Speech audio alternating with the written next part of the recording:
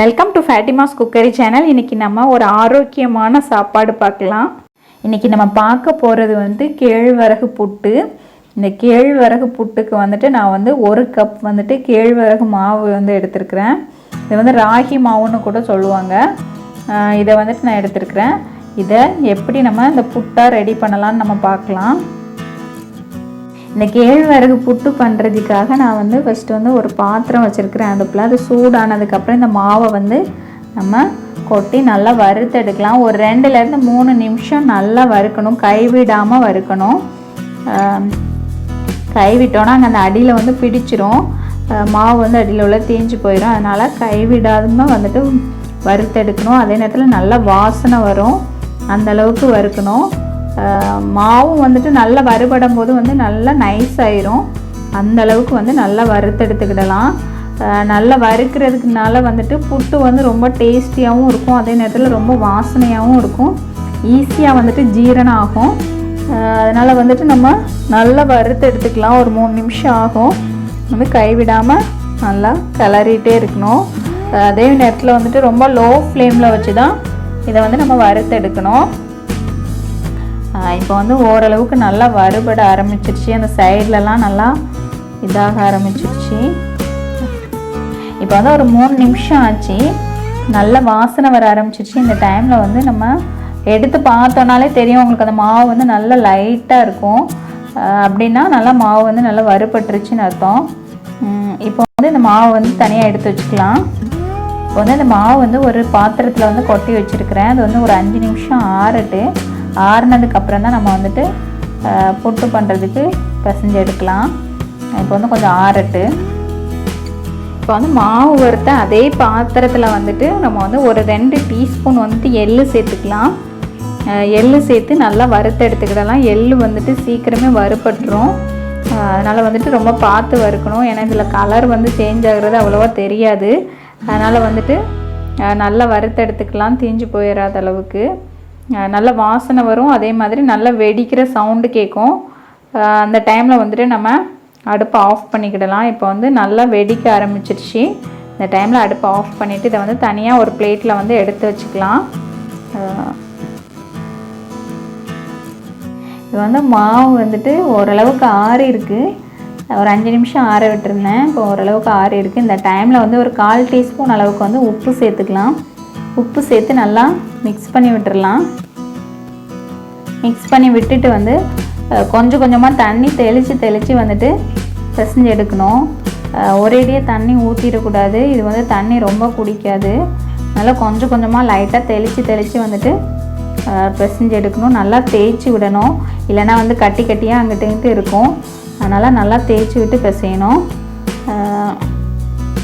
அரிசி மாவு மாதிரி உடனே வந்துட்டு இப்படி உதிரியாக வராது. அதனால் கொஞ்சம் கொஞ்சமாக தண்ணி தெளித்து நல்லா உதிரியாக பிசைஞ்சு எடுத்துக்கலாம். ஒரு 5 நிமிஷம் ஆகும் இந்த ப்ராசஸ் பண்ணுறதுக்கு. நல்லா தண்ணி தெளித்து நம்ம வந்து பிசைஞ்சு எடுத்துக்கலாம். தெளிச்சுட்டு நல்லா மிக்ஸ் பண்ணி விடணும். இப்போ வந்து ஒரு 3 நிமிஷம் ஆகுது. நான் நல்லா மிக்ஸ் பண்ணி விட்டுருக்கேன். இந்த டைமில் வந்து ஒரு 1/2 டீஸ்பூன் வந்துட்டு நல்லெண்ணெய் சேர்த்துக்கலாம். நல்லெண்ணெய் சேர்க்குறது எதுக்குன்னா வந்து இந்த மாவு வந்து கொஞ்சம் ட்ரையாக இருந்த மாதிரி இருக்கும், வரன்னு இருக்கும். அதனால் நல்லெண்ணெய் சேர்த்துக்கிட்டோன்னா நல்லா மிக்ஸ் பண்ணுறதுக்கும் நல்லா வரும், டேஸ்ட்டும் நல்லாயிருக்கும். அதனால் வந்து ஒரு 1/2 டீஸ்பூன் அளவுக்கு வந்துட்டு நல்லெண்ணெய் சேர்த்துக்கலாம். சேர்த்துட்டு நல்லா மறுபடியும் தேய்ச்சி விடணும். இந்த கட்டியெல்லாம் இல்லாமல் நல்லா தேய்ச்சி விடணும். இப்போ பிடிச்சா அப்படி பிடிக்க வரணும், அதே மாதிரி உதிர்க்க வரணும். அதே நேரத்தில் வந்து ரொம்ப ட்ரையாகவும் இருக்கக்கூடாது. அப்படி ட்ரையாக இருந்துச்சுன்னா இன்னும் கொஞ்சம் தண்ணி சேர்த்து நல்லா மிக்ஸ் பண்ணி விடலாம். ஒரு கொஞ்சமாக தண்ணி தெளிச்சிக்கணும், ஊற்றிடக்கூடாது. இப்போ தெளிச்சிக்கிட்டு மறுபடியும் நம்ம வந்து மிக்ஸ் பண்ணி விடலாம். மிக்ஸ் பண்ணி விட்டுட்டு இங்கே இருக்கிற கட்டியாக இருக்கிறது எல்லாமே நல்லா உடச்சி விட்டு நல்லா மிக்ஸ் பண்ணிக்கலாம். எப்படியுமே ஒரு 2லேருந்து 3 நிமிஷம் ஆகும் இந்த மாவு வந்து பிசைஞ்சு எடுக்கிறதுக்கு. இப்போ நல்லா கட்டிலாம் இல்லாமல் நல்லா உடச்சி விட்டு பண்ணினா தான் புட்டு வந்து நல்லா உதிரியாக நல்லா டேஸ்டியாக இருக்கும். அதனால் ஒரு 2 நிமிஷம் வந்துட்டு நம்ம இதை நல்லா தேய்ச்சி எடுத்துக்கலாம். இப்போ வந்து நல்லா பிடிக்கையும் வருது, அதே நேரத்தில் உதிர்த்தா நல்லா உதிர்க்கவும் வருது. இதை எடுத்துக்கலாம் நம்ம. இப்போ வந்து மாவு வந்து ரெடி ஆயிடுச்சு. நான் வந்து இட்லி பாத்திரத்தில் தான் வச்சு அவிக்க போகிறேன். அதனால் வந்துட்டு அது கூட இந்த இடியாப்ப தட்டு ஒன்று கொடுத்துருப்பாங்க, அதனால் அதில் வந்து நான் எடுத்து வச்சுக்கிறேன். இல்லை துணி போட்டும் அவிக்கலாம், துணி போடாமையும் அவிக்கலாம்.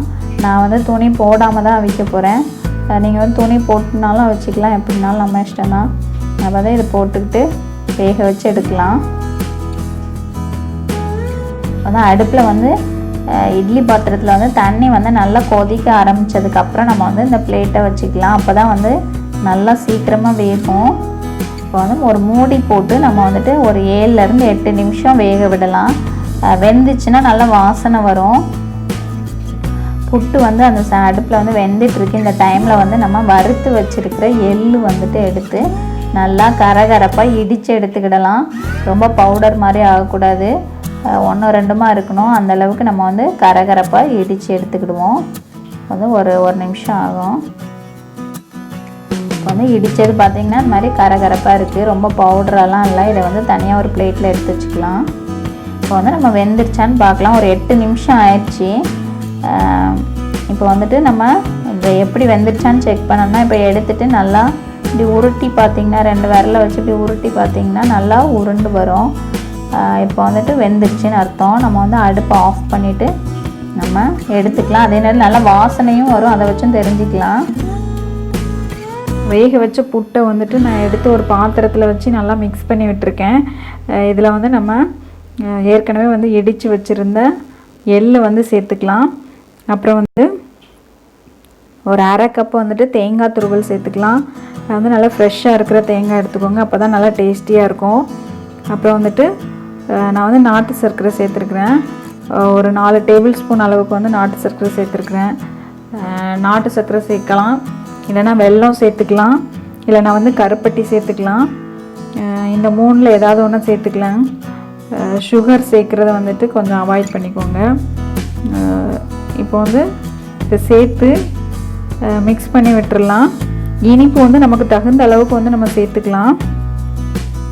சேர்த்துட்டு நல்லா மிக்ஸ் பண்ணி விட்டுட்டிங்கன்னா நம்மளோட கேழ்வரகு புட்டு, ராகி புட்டு எப்படி வேணால் சொல்லலாம், ரெடி ஆயிரும்.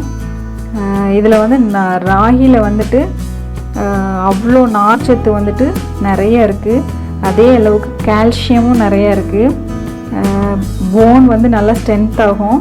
அதே மாதிரி இந்த ஹேர் வளரலன்னு நினைக்கிறவங்களும் இந்த ராகி வந்து நிறைய எடுத்துக்கிட்டிங்கன்னா முடி வளர்ச்சியும் நல்லாயிருக்கும்.